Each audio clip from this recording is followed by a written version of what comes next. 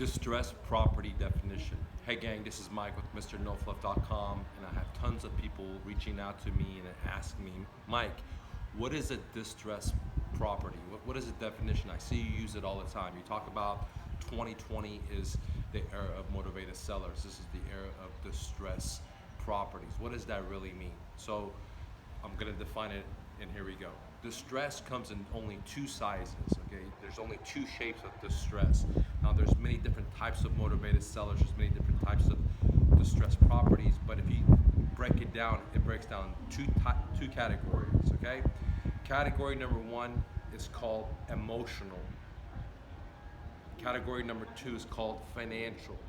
But before I break that down, I want to let you know that properties are not distressed. The property itself is not a distressed, okay? It doesn't matter the condition of the property, because properties that don't have feelings and emotions, the person that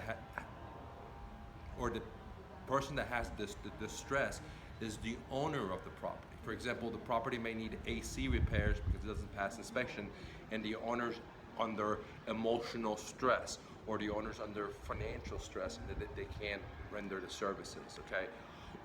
So now that goes back to, what is a distressed property definition? Well, it's not the property, it's the owner, and there's two types of distressed sellers out there, or motivated sellers out there. Number one is emotional, and then number two is financial. Now I'm going to define them so you know what type of seller you're talking to as an investor, because if you're dealing with one versus the other, there's more profits to be made. Now, someone that's financially distressed means that, they're in a hardship. They can't make the payments for whatever reason. Maybe they lost their job.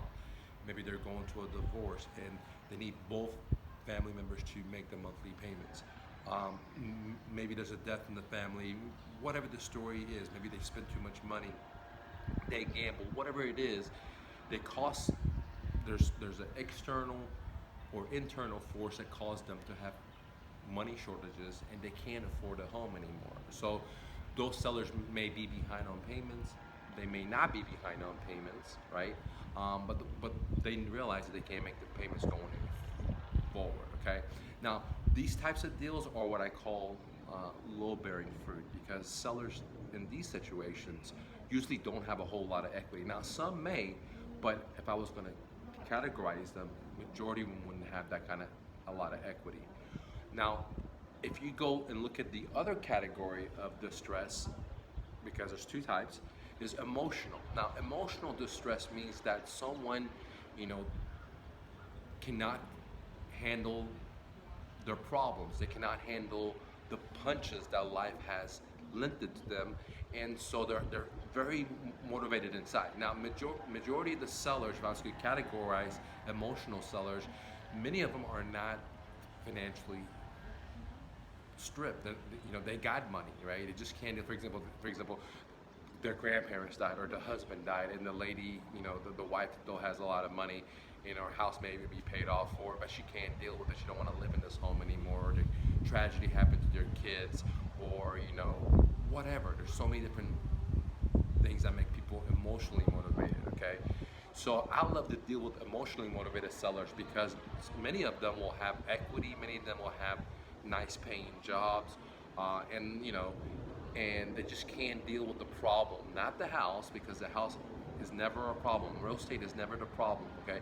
It's the owners of the real estate that don't make the right improvements to get maximum amount of money, or they don't put the right renters in there, or they don't want to do the fixing that's required to pass inspection so they can sell it on the MLS with a real estate agent. For whatever reason, they could be financially or they could be emotionally, okay? And I love buying homes from emotionally motivated sellers, because they usually have good jobs, or they have a job, or they have a lot of equity, or they own the house frankly, but they just don't want to deal with it anymore. It's like an inheritance, and it's a pest to them because they live out of the state, or whatever the situation is. And if I could choose what type of distressed property I would like to buy, I like to buy distressed properties from motivated sellers that are emotionally motivated, versus distressed property from sellers that are financially motivated. That said, in the last crash, 2006 fourth quarter, when I got into the real estate business as a refugee to America, I bought a lot of homes from distressed sellers. They were financially a hard position. Like, you know, I bought houses for people that were behind 1 month, 2 months, 3 months behind in payments. And what I had to do is catch those payments up, okay, pay for the seller's closing, and just start making their payments for them because I negotiated a seller financing, owner financing, subject to OPM situation where the seller became my private bank, okay? And that way, I didn't have to come up with all the cash to buy the property like I traditionally do. I didn't have to go borrow money from a bank to buy the property. I didn't have to get a credit check because the seller was my private bank and no credit check was required.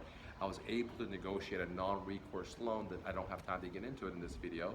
But if you like to go to mrnofluff.com, type into my blog non-recourse and you'll see it. All right. So now today we talked about motivated sellers.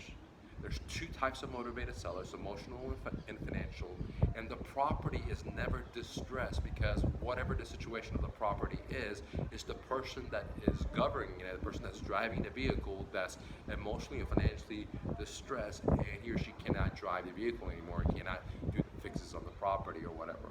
Okay, guys, if you enjoyed this video, go ahead and click the like button.